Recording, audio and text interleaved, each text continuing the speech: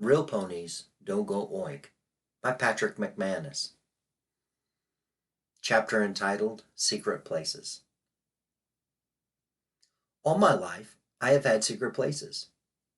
I like secret places. They make me feel smug and superior. Two of the really great feelings. I've got this secret place, you tell a friend. Right away, he wants to know where it is.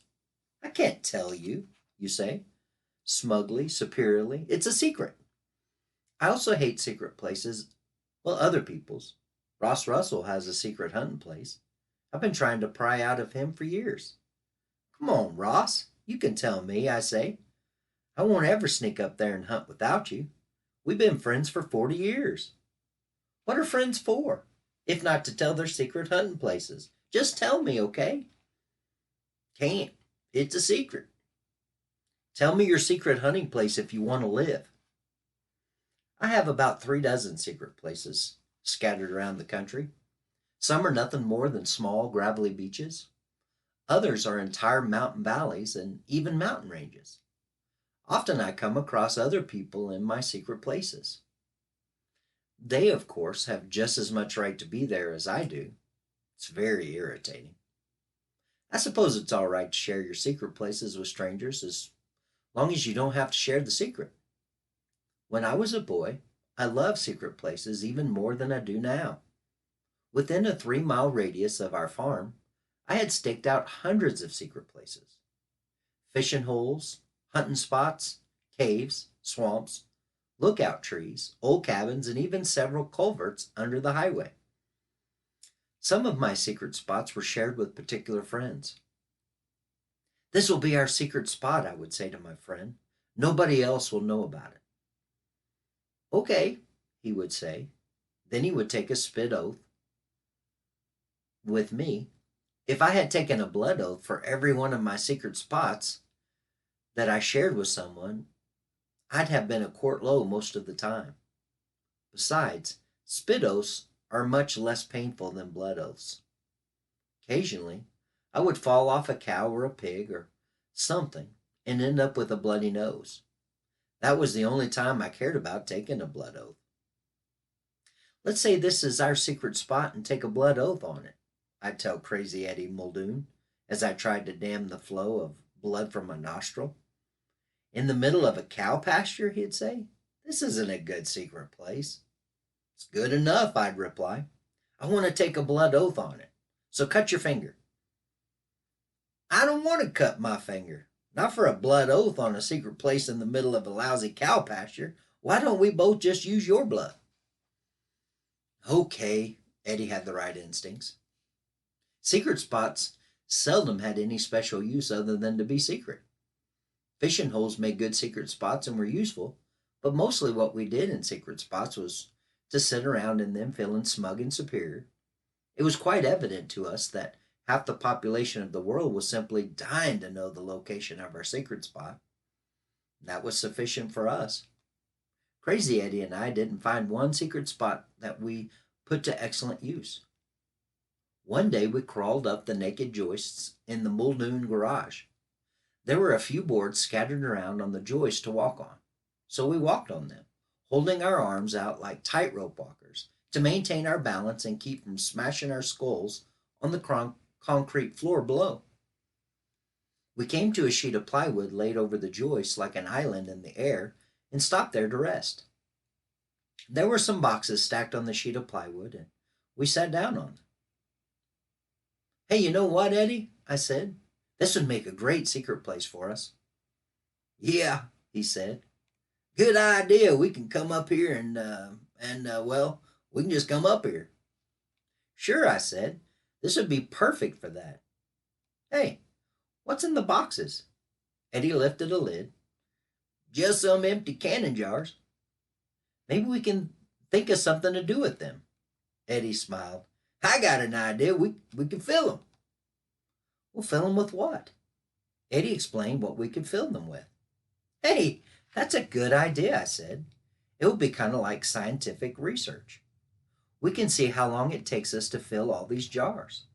Eddie and I started our research immediately and managed to fill one jar or fill one of the jars about 1/3 full, which wasn't bad, considering we were acting on short notice. We screwed the lid back on the jar and set it neatly back in the box. Scientific research was fun. The project was started in late spring. We worked on it well into the hot days of summer. Our dedication was enormous. A group of us kids would be fishing off the Sand Creek Bridge, and Eddie would say, "Oh, I got to go to the bathroom." And then he would leap on his bicycle and ride madly off toward the secret place in his garage, where I knew he would climb the ladder, balance his way across the boards on the ceiling joists to the sheet of plywood, and make a contribution to the scientific project. The other kids would stare after Eddie as he pedaled frantically off up Sand Creek Hill. "How come Eddie rides his bike all the way home to go to the bathroom?" someone would ask me, this not being the standard practice of the group. "Can't tell you," I'd say. "Eddie and I are conducting a secret scientific experiment in our secret place."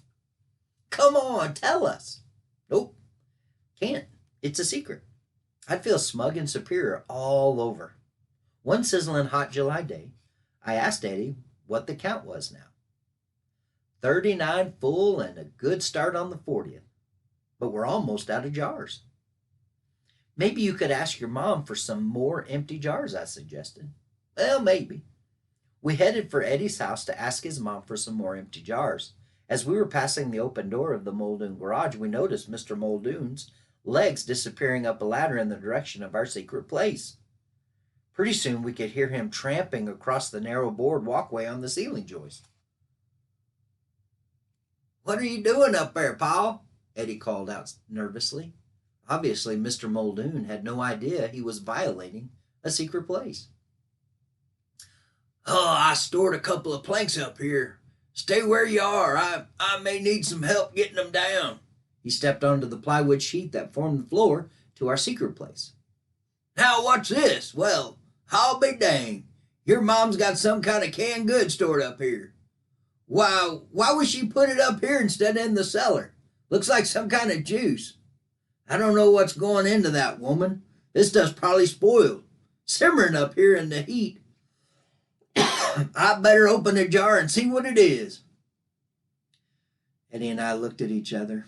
He could tell I was winding up my mainspring that would shoot me off home. "Pa," he said, "I don't think you should." We heard the tiny pink of the lid popping off a cannon jar, followed by a strangled choking shout from Mr. Muldoon. We could hear him staggering about, then crashing into the crate of jars. The jars tumbled down onto the concrete floor in a series of magnificent golden explosions. Powerful toxic fumes filled the garage, bringing tears to our eyes. "Ah!" cried Mr. Muldoon, who apparently thought he too was being destroyed. We watched in horror as he leaped about in a series of pirouettes on the naked joist above until at last he dropped into a space between them, luckily catching himself by the armpits. He then hung by his hands and dropped to the floor, apparently spraining both ankles, or so I judged from the manner in which he came hobbling out of the clouds of fumes, choking and gasping. "Paul! Paul!" shouted Eddie. "You destroyed our experiment! A whole summer's work!" A rare moment of insight into the peculiar workings of Mr. Muldoon's mind told me that the destruction of our summer's work was the least of our concerns. "Gotta go home," I said to Eddie. "Oh, okay. See you later." As I released my mainspring and shot by Mr. Muldoon, who was hunched over choking and coughing and wiping his streaming nose and eyes, I very much doubted whether Eddie had a later. One of the best things you can do with a secret place is share it with a special friend. Sometimes, though, you don't even like the person you choose to share a secret place with. It is one of those strange psychological aberrations beyond human comprehension. My father died when I was 6. 5 years later, my mother remarried. I did not much care for my new stepfather at first. The only good thing about Hank was that he liked to fish. Even though he wasn't very good at it, from time to time, he would take me fishing and try to make amends for rudely invading my domain. But I wasn't having any of it. We almost never caught any fish anyway. Hank was so poor at fishing, he was ecstatic whenever he caught it so much as a little 7-inch trout, and he would even tell the neighbors about this fish he had caught.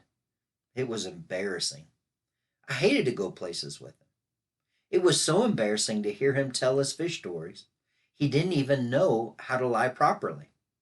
He would go into all the details about how he had baited his hook, dropped it into the current just so, and let it drift down behind a sunken stump, and then describe a thrilling strike of a fish. "Gosh, how big was that fish, Hank?" the neighbor would ask. "Lie, Hank," I'd plead silently. "Lie." "Oh, it was a good 7 inches," Hank would say truthfully. "Huh?" the neighbor would politely respond. Stream fishing opened the first week of June. Huge cutthroat trout continued their spawning run up Sand Creek for exactly a week after the opening. One day the cutthroats would be there, and the next they would be gone. Hank knew nothing about the run of big trout. When opening day arrived, he was preparing to go out after another 7-incher. It was bad enough that I had to put up with a new stepfather. I simply couldn't stand the further embarrassment of listening to him tell his small fish stories, particularly to fishermen who would have spent the day hauling out huge cutthroat. Before first light on opening day, Hank and I headed down to Sand Creek. Particularly, the entire town and had emptied out and now lined the banks of the creek to have a go at the cutthroat. Hank, of course, thought everybody was after his 7-incher. "Cripes," he'd say, "I think I'll go back home. We'd have to stand in line to get a chance to cast into this creek." Because Hank had never seen anybody else fish Sand Creek, he probably had come to think of it as his own secret place. He seemed depressed. Here he had had his heart set on catching his 7-incher on opening day, and now it was ruined for him. "Good idea, Hank," I'd say. "You'd better go home." He turned and he started to walk back to the house. At that moment I was overcome by one of those weaknesses of character I despise so much of myself. "Wait, wait," I said. "Wait, Hank. I'll take you to my secret place." "Secret place?" he said. "What secret place?" There was a large bend in Sand Creek that no one ever fished because the brush was so high and thick that it was assumed to be impassable. It was further assumed that if a person managed to fight his way through the brush, there would be no place to stand to fish the creek. But a couple of days before opening, I found that I could crawl through the brush on my hands and knees, and on the other side of the brush I discovered a tiny gravel beach right upstream from a magnificent fishing hole. It was one of the finest secret places I've ever come across. Half an hour later, Hank and I were crawling through the brush on our hands and knees. I let Hank go first to break trail. With typical clumsiness, he let a branch snap back and hit me in the nose. I could feel the trickle of blood begin to flow. The man was hopeless. His first 5 casts, Hank caught 5 cutthroat, all upward of 2 pounds, one approaching 5. He was practically shedding his skin from the pure joy of it. "I can't believe it," he cried. "This is wonderful. I never realized fish this big even existed." His eyes were disgustingly moist. Still dabbing at my bloody nose, I had not yet got a line in the water. Hank hadn't even waited for me to get ready. He was such a fish hog. "You know what, Pat?" he shouted at me. "From now on, this'll be our secret place, just yours and mine." "Oh, yeah?" I said. "In that case, cut your finger." "How come?"